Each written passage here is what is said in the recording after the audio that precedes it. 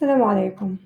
So let's continue with the Arabic verbs patterns. So we started with the 5 patterns of 3-letter verbs in Arabic, which are fa'ala, fa'ula, fa'ila, etc. So we did 5. Now we are going to continue with the other most used pattern of Arabic verbs.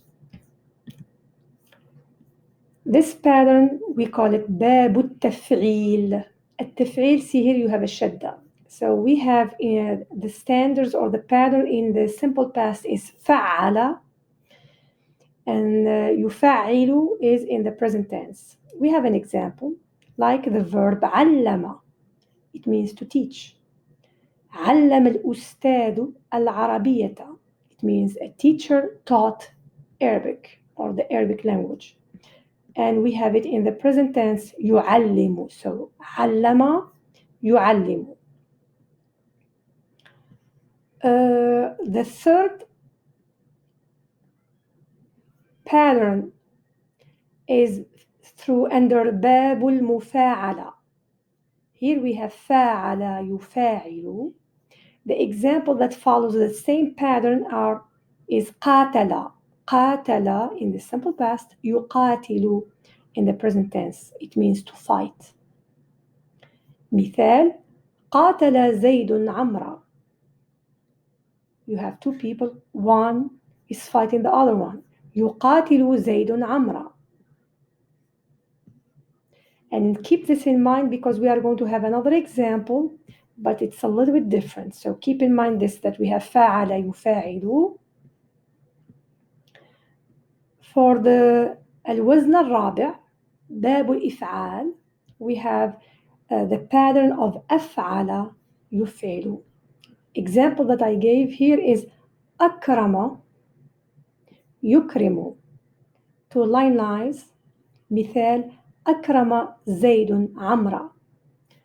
If I wanted to make it in the present tense, I will make it following the same pattern here for the present tense. يفعل. So I will say يكرم زيد عمرو. The fifth دور or باب التفاعل or the fifth وزن is under تفعل يتفعل.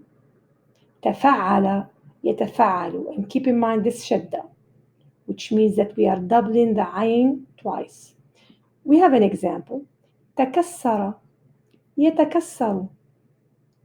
مثال example كسرت الزجاجة فتكسرت.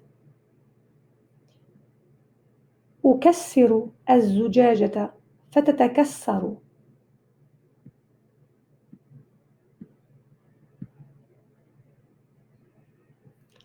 Now الوزن السادس باب التفاعل. Remember we have the same example, we have the same picture, but then we have فاعل يفاعل. Here we have تفاعل يتفاعل.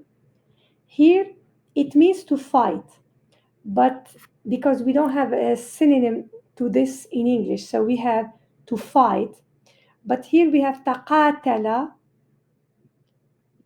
زيد وعمرو. يتقاتل زيد وعمرو. The difference here that the example means or the verb means that the complete sharing in one without emphasis on one doer. So we are saying تقاتل, so both of them are doing the same thing, are acting. The action is done by both. الوزن السابع باب الانفعال. And here we have the pattern for the past, simple past انفعل. However, for the present tense it will be ينفعل. The example انقطع in the simple past, ينقطع in the present tense. It means to cut off. Example انقطع الحبل.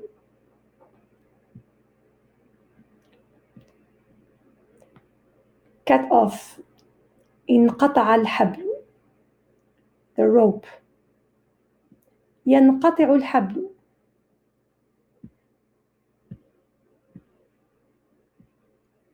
The eighth وزن or the eighth pattern باب الافتعال, and it's under the pattern of افتعل يفتعل. We have an example here. The verb that they chose for us is افتتح يفتتح. The example here is to inaugurate. So افتتح الرئيس الحفلة. يفتتح الرئيس الحفلة. Here it's a mistake. It's يفتتح with the ضمة because it's a present tense. So افتتح الرئيس الحفلة. يفتتح الرئيس الحفلة. Meaning the president inaugurated the festival or the party, and in the present tense it will be the president inaugurates the party. Here it's reflexive of one or two. يفتتح. The ninth pattern, we call it باب الإفعلال. باب الإفعلال. And it's under the example here in the present tense. The pattern will be إفعل. إفعل. And for the present tense it will be يفعل. We have an example here about إحمر. إحمر وجهه. For example, إحمر. مثال إحمر الوجه. إحمر يحمر is to become red. إحمر إحمر الوجه. يحمر الوجه. So here when we talk about defects, when we talk about coloring, colors and defects.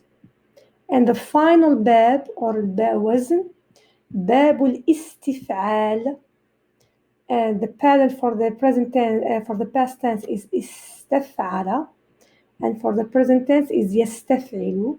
The example is استعمل. استعمل زيد الحاسوب, meaning to use. يستعمل زيد الحاسوب. I think this is just a pattern. By the way, you don't have to understand their meanings, but you have to memorize them as is.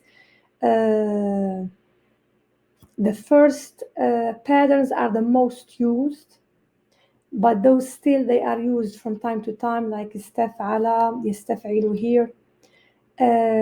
So I hope you had at least an idea about the 10 patterns of verbs in Arabic, and thank you.